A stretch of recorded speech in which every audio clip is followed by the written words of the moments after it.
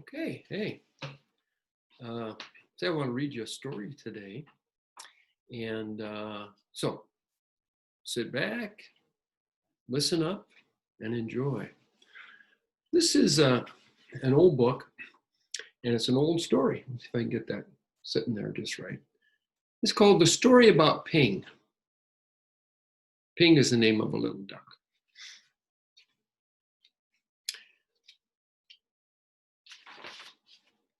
The story about Ping.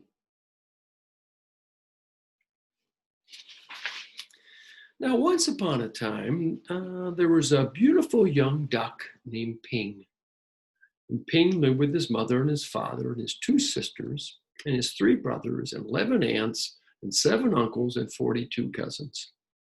And their home was a boat with 2 wise eyes on the Yangtze River. Now, each morning as the sun rose from the east, Ping and his mother and his father and his sisters and brothers and aunts and uncles and 42 cousins all marched one by one down a little bridge to the shore of the Yangtze River. And all day they would hunt for snails and little fishes and other pleasant things to eat. There they go. Ping is the yellow duck.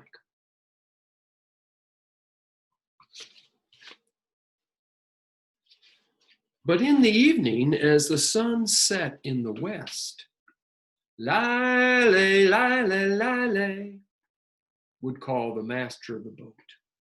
And quickly, Ping and all his many family would come scurrying, and quickly they would march, one by one, up over the little bridge and onto the wise-eyed boat, which was their home on the Yangtze River. Now, Ping was always very careful, very, very careful, not to be the last duck, because the last duck to cross over the bridge always got spanked on the back by the master of the boat. And Ping didn't want that to happen to him.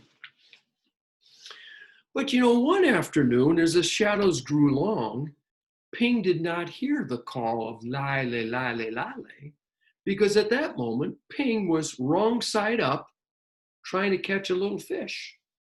Wrong side up means his head was under the water.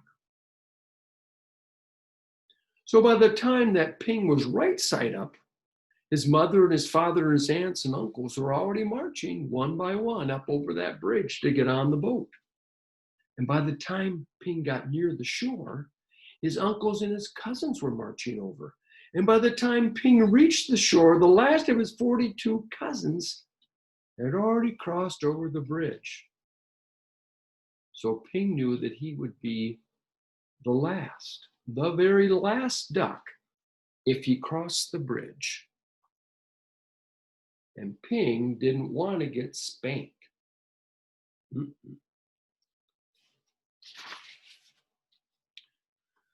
So Ping hid.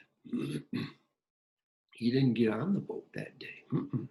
He hid in the grass, and as the dark came and the pale moon shone in the sky and the sun set, Ping watched the wise-eyed boat, his home, sail slowly away down the Yangtze River. And all night long, Ping slept near the grass on the bank of the river with his head tucked under his wing.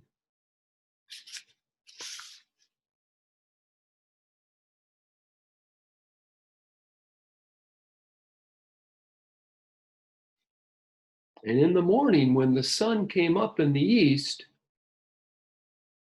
Ping got up. And he found that he was all alone on the Yangtze River. There was no father, no mother, no sisters or brothers, no aunts or uncles, no 42 cousins to go fishing with Ping. So Ping started to find them. He wanted to know where they were and get with them. So he started swimming down the yellow waters of the Yangtze River. Now, as the sun rose higher in the sky, the boats started to come out. Big boats and little boats, fishing boats and bigger boats, houseboats and raft boats. And all these boats had eyes. Well, they weren't real eyes, they were just painted on the front of the boat, supposedly to see with. But nowhere could Ping see the wise-eyed boat that was his home. Where was it? He couldn't find it.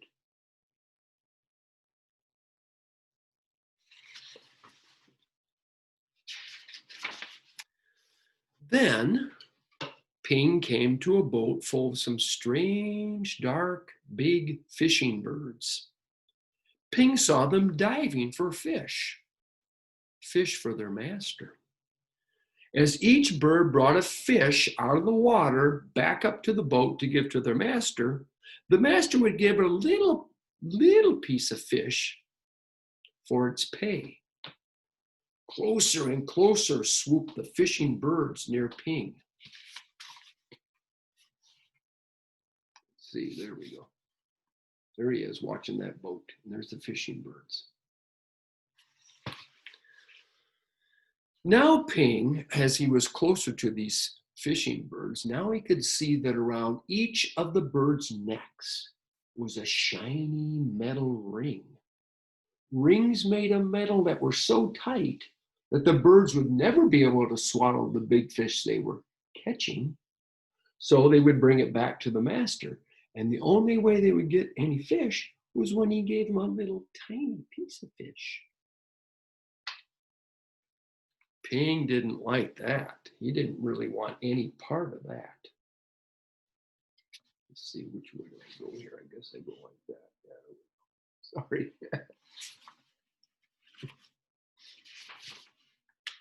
So Ping swam down under the water of the Yangtze River to get away.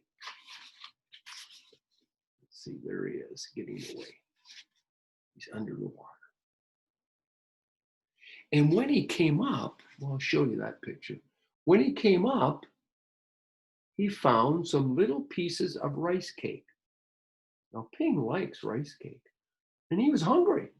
So he started to swim after these pieces of rice cake and gobble them up. And the pieces of rice cake were coming from a boat. So Ping just followed behind the boat, eating the rice cakes. He got closer and closer to the boat. And then splash!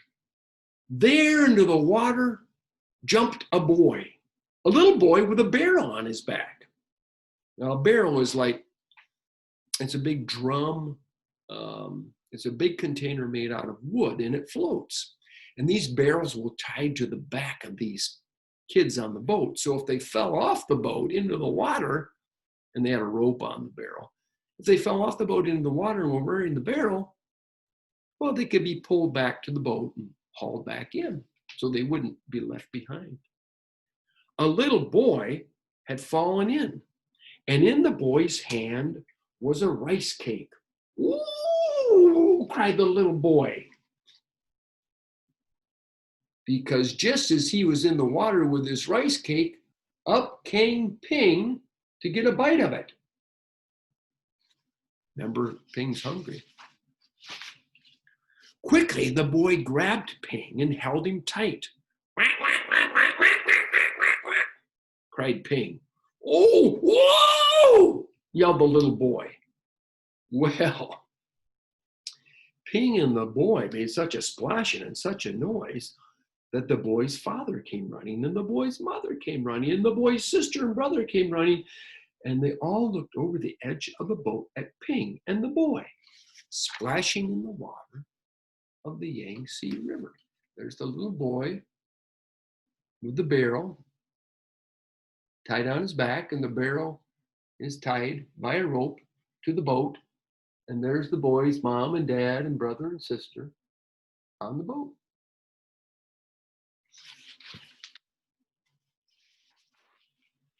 Then the boy's father and mother pulled at the rope, which was tied to the barrel on the boy's back. They pulled and they pulled, and up came the boy, and the barrel and Ping onto the boat. But remember, it's not his boat. It's a different boat. Ah, said the boy's mother. Hey, it looks like a duck dinner has come to us. I will cook it tonight with rice at sunset, she said. No, no, said the boy. My nice duck is too beautiful to eat, cried the boy. I don't want to eat him. I want to save him. But it wasn't every day that this family got a duck that they could eat. So down came a basket right on top of Ping. The father took a basket and put it on top of Ping so he couldn't get out. So it's kind of like a jail. And Ping could no more see the boy or the boat or the sky or the beautiful yellow water of the Yangtze River. All day long, he could only see pieces of light coming through the basket. He was sad. And after a long time, Ping heard the sound of oars. Those are like paddles that they use to move the boat in the water. And he felt the jerk, jerk, jerk of the boat as it was rowed down the Yangtze River. Soon the lines of sunshine that came through the cracks of the basket turned kind of a reddish rose color. And Ping knew that the sun was setting in the west. That means it's getting near dinner time. Ping heard footsteps coming close to him.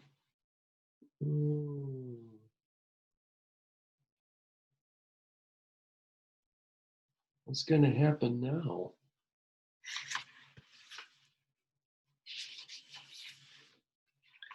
The basket was quickly lifted up, and the little boy's hands were holding Ping.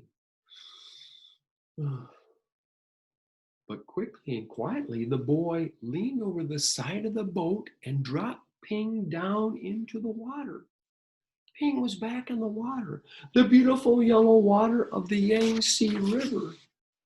They didn't eat him. They didn't have him for supper. He's getting away. Oh, great.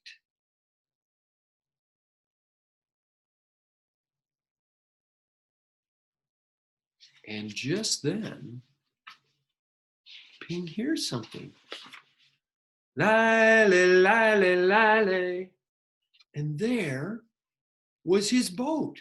And that sound was the master calling all the ducks to come back onto the boat at the end of the day. And Ping is nearby. He's not going to miss it this time. Swiftly, Ping turned and swam, paddling toward the shore. He could see his uncles marching one by one. Paddle, paddle, paddle, paddle. Ping hurried toward the shore. He saw his cousins marching one by one over that bridge again to get onto the boat.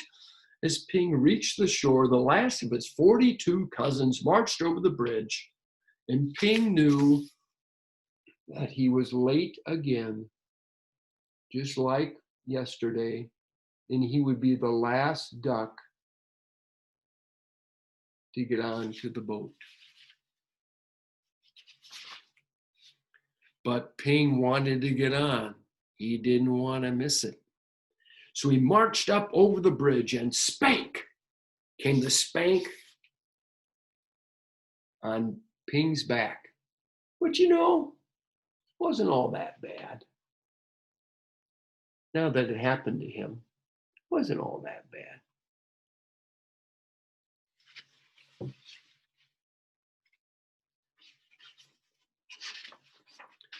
Then at last, Ping was back with his mother and his father and his 2 sisters and his 3 brothers, back with his 11 aunts and 7 uncles, and back with his 42 cousins. Back home again on the wise-eyed boat on the Yangtze River. And that's the story about Ping. And snip, snap, snout. This tale is all told out.